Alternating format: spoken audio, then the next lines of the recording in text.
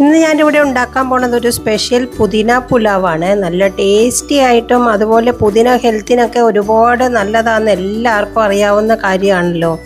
അപ്പോൾ ഇത് ഉണ്ടാക്കാനാണേലോ വളരെ എളുപ്പമാണ്. ഒരു പിടുത്തം പുതിന ഇല, അതുപോലെ മല്ലിയില, 2-3 ഗ്രീൻ ചില്ലീസ്, ചെറിയ കഷ്ണം ഇഞ്ചി, 1-2 ഗാർലിക് കൂടി ഇട്ട് കൊടുത്തിട്ടുണ്ട്. കുറച്ച് വെള്ളം മാത്രം ഒഴിച്ച് നല്ല പേസ്റ്റ് പോലെ ഒന്ന് അരച്ചെടുത്ത് മാറ്റി വയ്ക്കാം.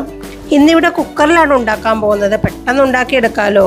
കുറച്ച് ഓയിലും നെയ്യും കൂടി ചേർത്ത് കൊടുത്ത് ബേ ലീഫ്, കറുവപ്പട്ട, 1 ടീസ്പൂൺ ജീരകം, 1-2 ഏലക്കായ ഇട്ട് കൊടുത്ത് പീനട്ട്സ്, കാഷ്യൂസ് കുറേശ്ശെ വീതം ഇട്ട് കൊടുത്ത് ഒന്ന് സോട്ട് ചെയ്തതിന് ശേഷം ഇതിലേക്ക് മീഡിയം സൈസ് 2 സവാള സ്ലൈസായിട്ട് കട്ട് ചെയ്ത് ഇട്ട് കൊടുത്ത് കുറച്ച് സമയം ഇതൊന്ന് ഫ്രൈ ചെയ്തെടുക്കണം. അതിനുശേഷം കുറച്ച് വെജിറ്റബിൾസൊക്കെ ഇതിൽ ചേർത്ത് കൊടുക്കാം. ഞാനൊരു ചെറിയ പൊട്ടാറ്റോ, ബീൻസ്, ക്യാരറ്റൊക്കെ ഇതുപോലെ കട്ട് ചെയ്തിട്ട് കൊടുത്ത് ഒരു 2 മിനിറ്റ് സമയം ഹൈ ഫ്ലെയിമിൽ വെച്ച് തന്നെ ഇതൊന്ന് ഫ്രൈ ചെയ്യുന്നുണ്ട്. അതിനുശേഷം ഇതിലേക്ക് 1 ടീസ്പൂൺ മഞ്ഞൾപ്പൊടി, ഇവിടെ ഞാൻ മാഗി മസാലയാണ് ഒരു ഫ്ലേവറിനായിട്ട് ചേർക്കുന്നത്. ഗരം മസാല ചേർത്താലും മതി.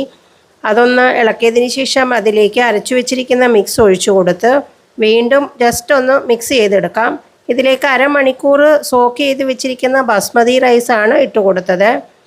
1 ഗ്ലാസ് അരിയാണെങ്കിൽ 1.5 ഗ്ലാസ് വെള്ളമാണ് ഒഴിച്ചു കൊടുക്കേണ്ടത്. ആവശ്യത്തിന് ടേസ്റ്റ് അനുസരിച്ച് ഉപ്പും കുറച്ച് നാരങ്ങാനീരും കൂടി ഒഴിച്ചതിന് ശേഷം ഒരു 3 വിസിൽ വന്നു കഴിയുമ്പോൾ ഫ്ലെയിം ഓഫ് ചെയ്ത് പ്രഷറൊക്കെ പോയി കഴിയുമ്പോൾ എടുത്ത് നോക്കിക്കേ, എന്താ ഒരു ടേസ്റ്റ് എന്നറിയുമോ? നല്ല ടേസ്റ്റ് തന്നെയാണ്. അപ്പോൾ എല്ലാവരും ഇതൊന്ന് ട്രൈ ചെയ്ത് നോക്കിക്കോളൂ. ഉണ്ടാക്കാനും എളുപ്പം, കറി ഒന്നും വേണ്ട. ഇതിങ്ങനെ തന്നെ നമുക്ക് കഴിക്കാവുന്നതാണ്. അപ്പോൾ എല്ലാവരും ഒന്ന് ട്രൈ ചെയ്തതിന് ശേഷം വീഡിയോ ലൈക്ക് ചെയ്യാനും ചാനൽ സബ്സ്ക്രൈബ് ചെയ്യാനും മറക്കണ്ട കേട്ടോ.